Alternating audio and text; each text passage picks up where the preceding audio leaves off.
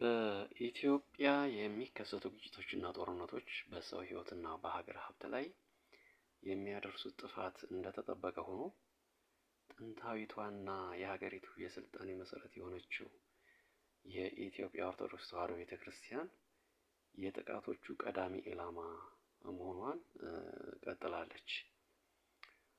በተለይም ሰሞኑን በሰሜን ወሎ ሀገረ ስብከት በቆቦ ከተማ የሚገኘው ደብረ አሚን አቡነ ተክለ ሃይማኖት ቤተክርስቲያን ላይ የደረሰው ጥቃት የዚሁ ሰንሰለታማ ግፍ ማሳያ ሆኗል። ሚያዝያ 6 ቀን 2018 ዓመተ ምህረት በቆቦ ከተማ የተፈጸመው ድርጊት እጅግ አሳዛኝና አስደንጋጭ ነበር። እንደ መረጃዎቹ ገለጻ ከሆነ ቤተክርስቲያኑ በከባድ መሳሪያ ተደብድቦ ከፍተኛ ጉዳት ደርሶበታል።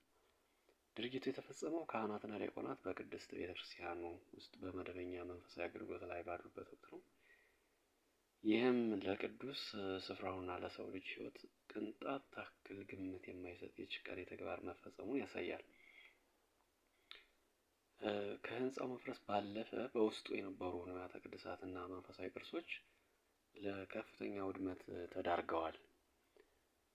ቤተክርስቲያኗ ለምን የግጭቶች ግንባር ቀደም ተጠቂ ሆነች የሚለው መሰረታዊ ጥያቄ ነው። እንግዲህ የኢትዮጵያ ኦርቶዶክስ ተዋሕዶ ቤተክርስቲያን በጦርነት ቀጠናዎች ውስጥ በሁለት መንገድ ዋና ዋጋ እየከፈለች ትገኛለች። የመጀመሪያው የቅርሶችና የህንፃዎች ውድመት ነው።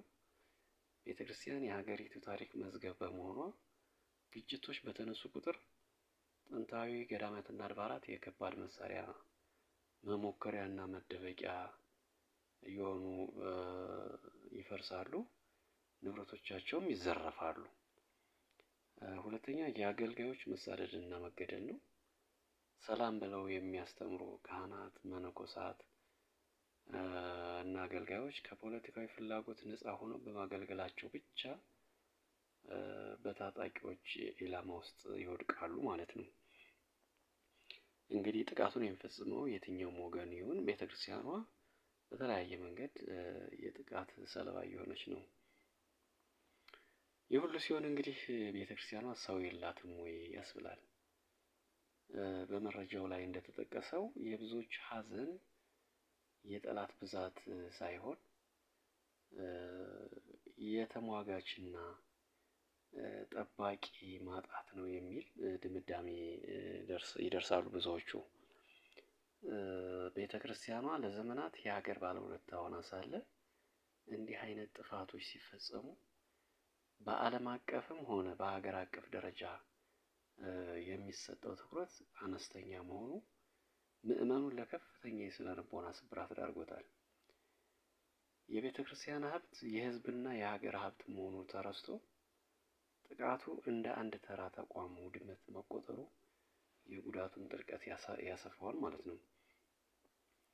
በአጠቃላይ በቆቦ ደብረ አሚን አቡነ ተክለ ሃይማኖት ቤተክርስቲያን ላይ የደረሰው ጥቃት የቤተክርስቲያኒቱን የቁም ስቅል የሚያሳይ ወቅታዊ ማሳያ ነው። እንዲህ አይነት ድርጊቶች የሃይማኖት ነፃነትን የሚጋፉ ብቻ ሳይሆኑ የሀገርን የታሪክ ክር የሚበጥሱ በመሆናቸው በጽኑ ሊወገዙና የጥፋቱ ፈጻሚዎችም ለሕግ ሊቀርቡ ይገባል። ቤተ ክርስቲያን የታሪክ ማህደር፣ የሰላም ተምሳሌትና የብዙሃን መጠጊያ ነች። እሷን መምታት ታሪክንና የሕዝብን ማንነት መምታት ነው።